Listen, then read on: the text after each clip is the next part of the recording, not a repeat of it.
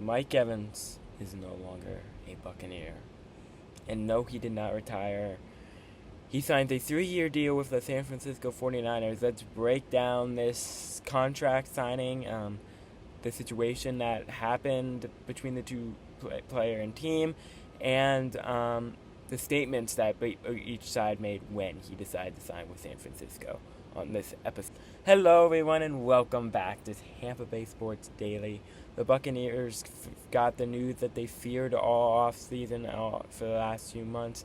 Mike Evans signs with the San Francisco 49ers and is no longer going to play his whole career with the Tampa Bay Buccaneers. And when I saw this notification come across, I was like, wow, it actually happened. They actually signed. He actually signed somewhere else. It didn't make sense. And then he posted a statement saying that he was grateful for his 12 years in Tampa, that he was grateful for it. And I'll get into the end of it in a second, but the team came out and said that they were grateful for the time he played here as well. And it seemed like it was a mutual thing, like, hey, we agree that you can go in a different direction.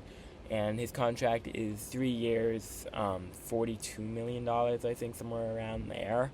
And it's cheaper than what the Bucs offered him 2 years ago. So it's interesting to see what the Bucs offered him. I don't know if that's ever going to get announced or leaked or anything, but just a interesting situation, because the way Mike Evans put it when his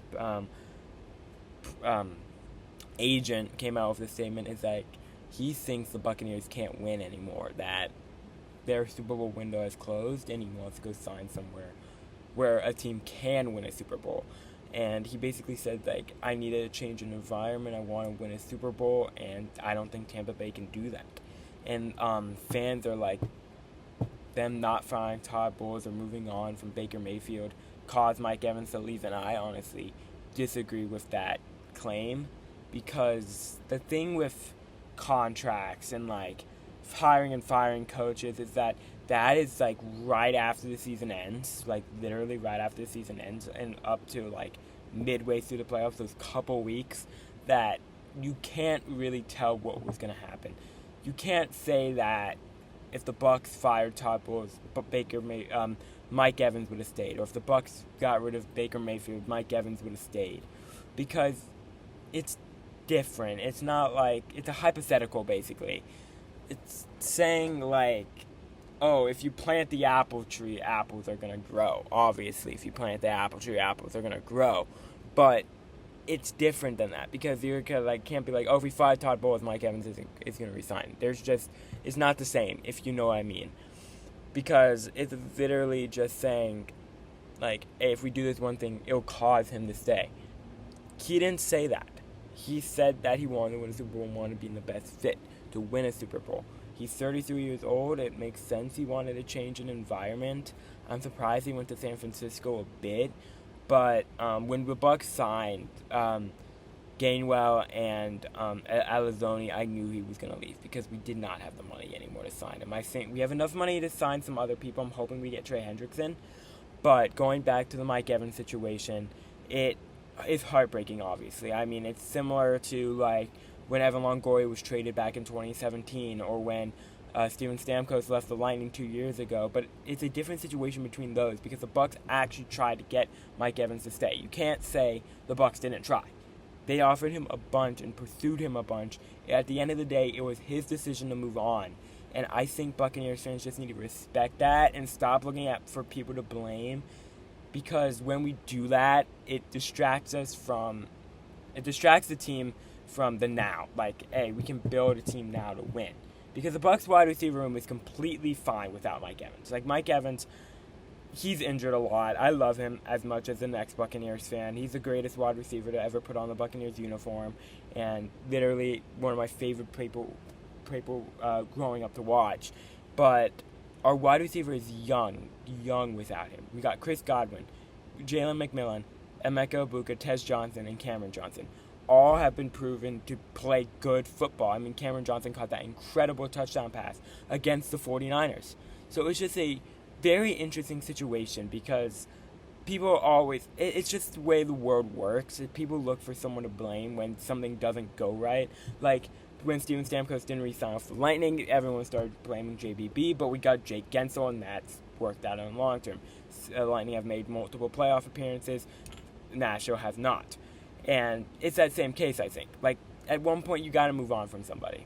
Because if they aren't willing to re-sign, because you're offering them more money and you're going to go cheaper, at that point, it's just a lost cause, and you should turn your focus to somewhere else, like the rest of free agency or the draft even, or even next season, because it's just something, it's in the past now, and you can't really do anything about that. And I don't agree with the Buccaneers fans that are blaming Todd Bowles and, like, the Buccaneers organization for rehiring Todd Bowles. It's just dumb to start putting blame out there when we don't know the entire situation.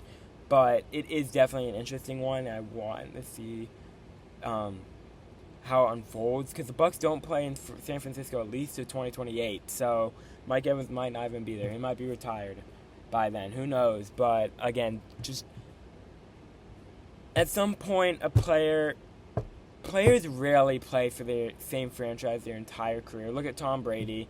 He looked like he was going to play the Patriots. His whole career came to Tampa, won a Super Bowl.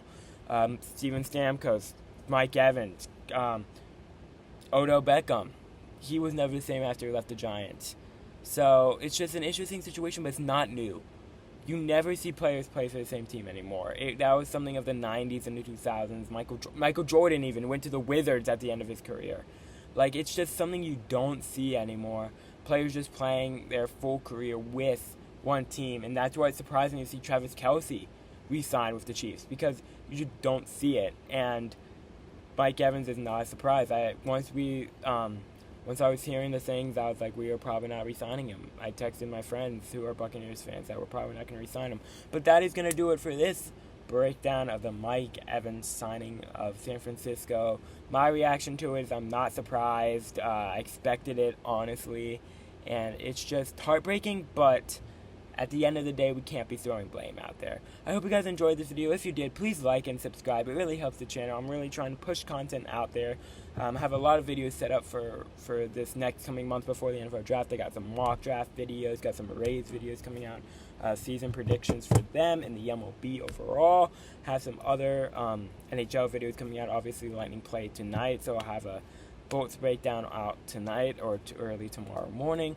I hope you guys enjoy these videos, because if you do, please like and subscribe. It really helps, and I'll see you all in the next video.